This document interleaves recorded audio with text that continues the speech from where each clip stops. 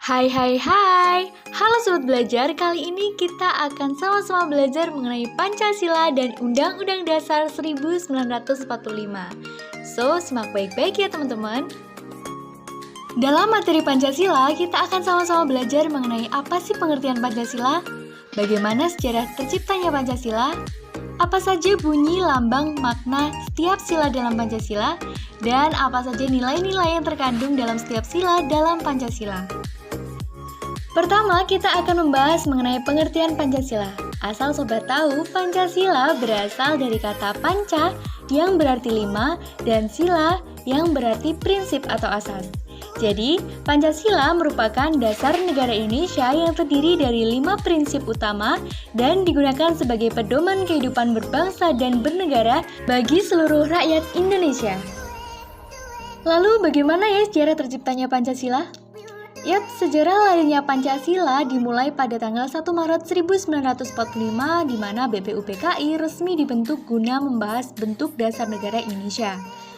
Kemudian pada 29 Mei 1945, Muhammad Yamin menyampaikan gagasan dasar negara dengan cara tertulis dan secara lisan pada sidang BPUPKI.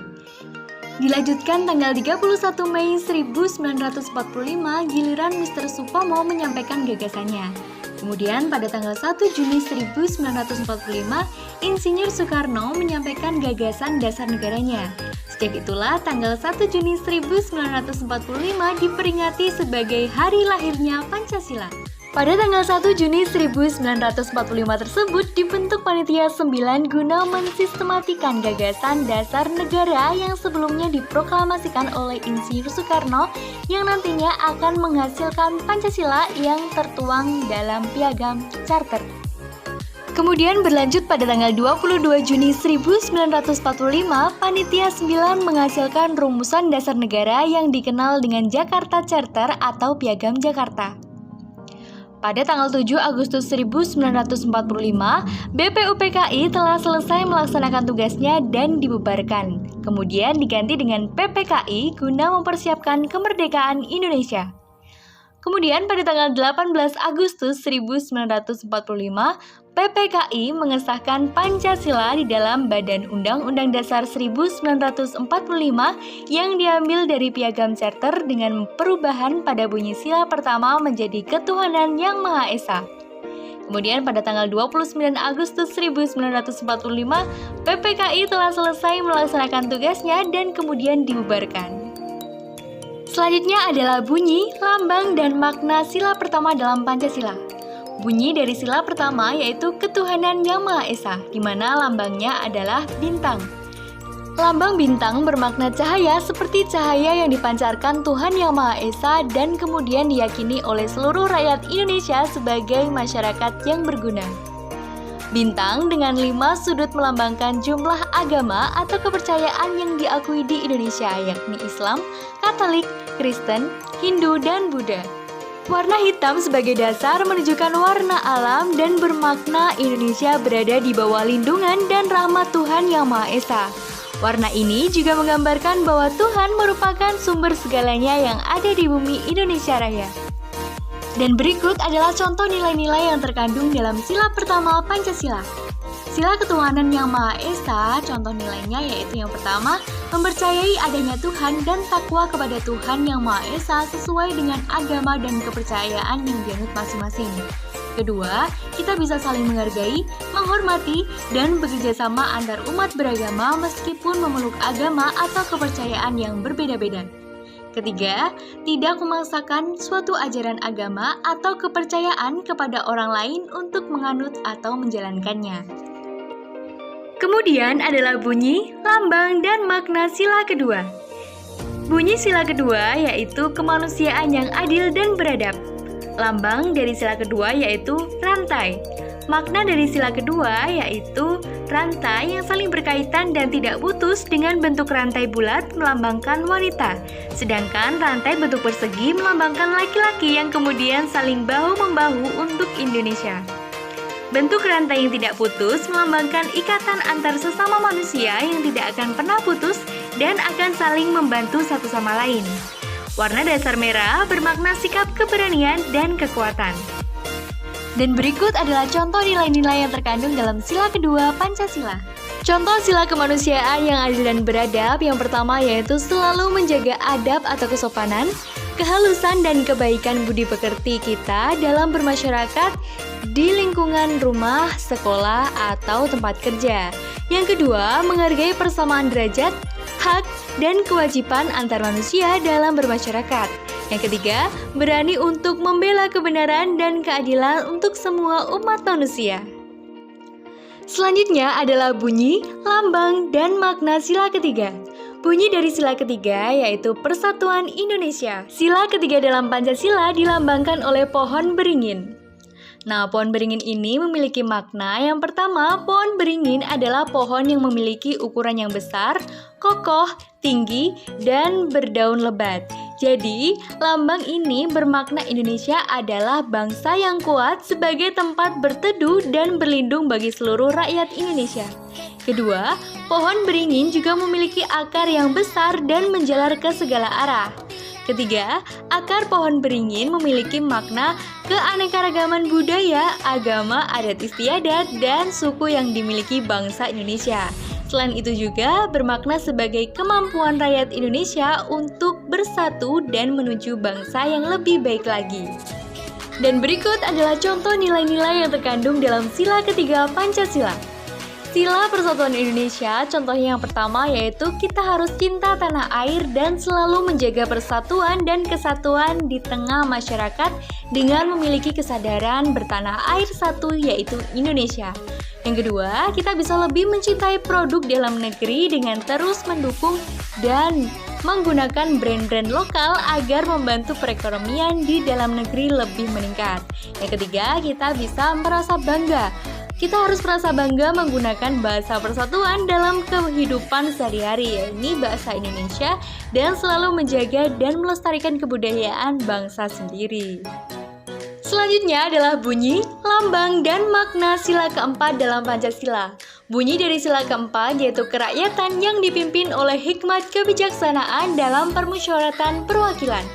Dilambangkan dengan kepala banteng, di mana makna kepala banteng yang pertama yaitu banteng atau lembu adalah hewan yang suka berkumpul dan selalu bersama-sama dalam habitatnya.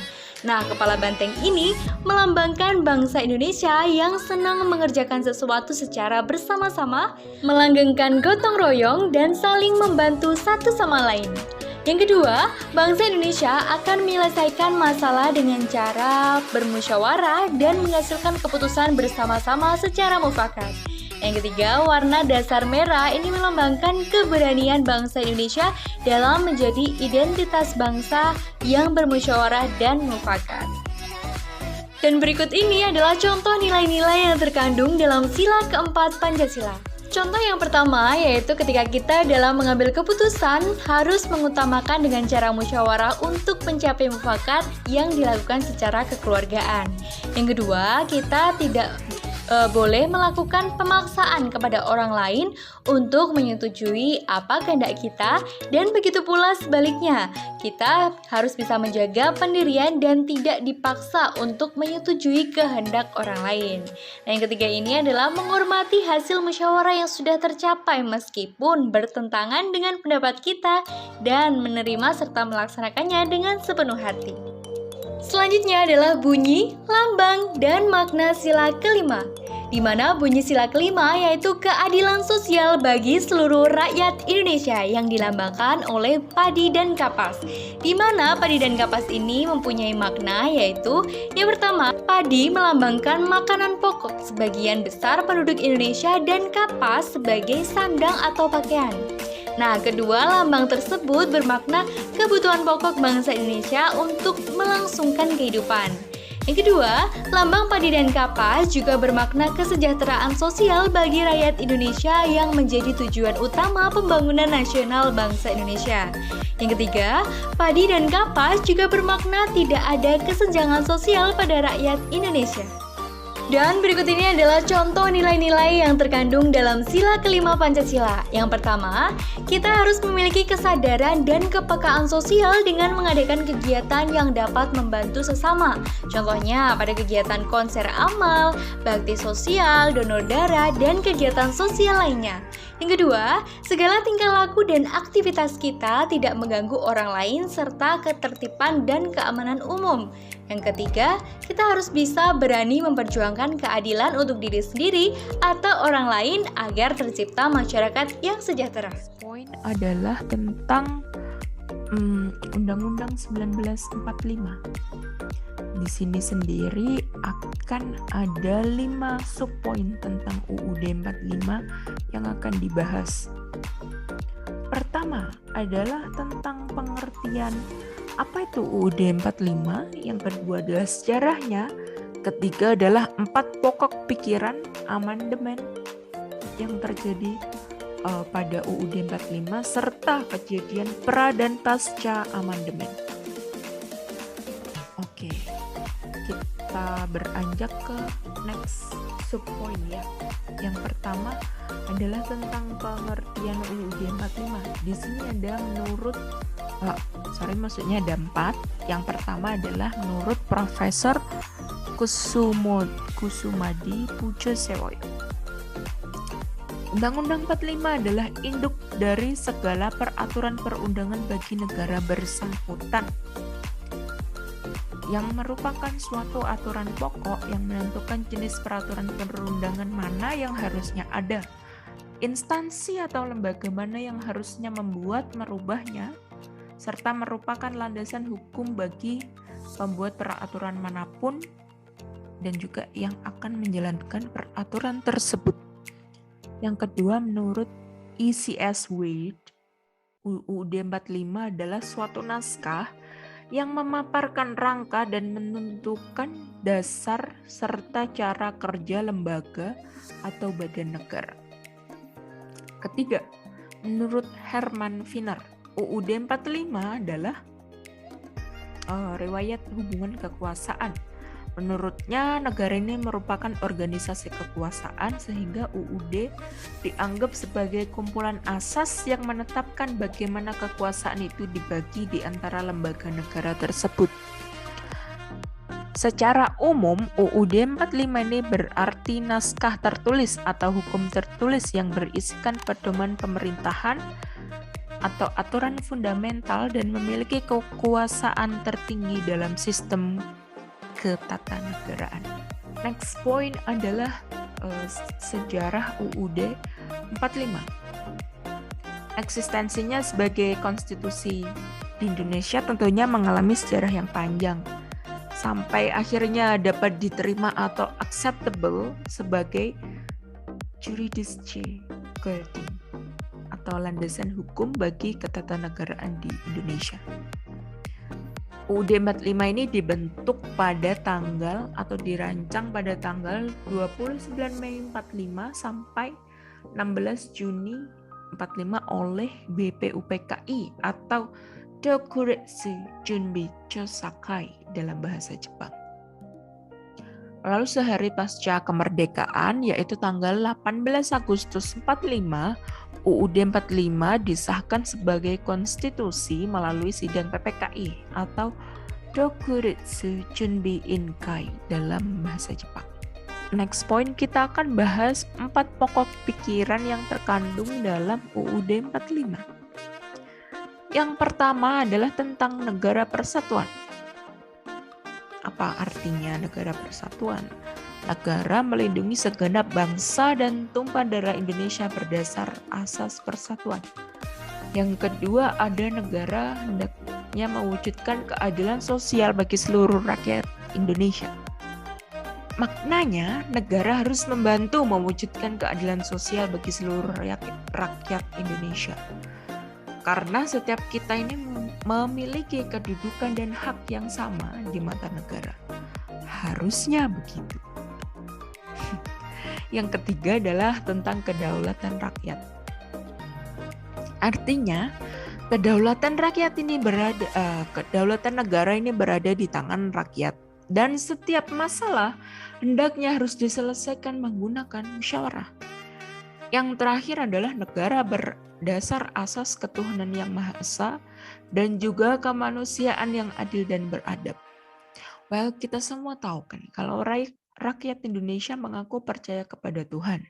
Namun selain percaya kepada Tuhan, harus memiliki dasar kemanusiaan yang adil dan beradab. Karena ya sekali lagi, setiap kita memiliki kedudukan dan posisi yang sama.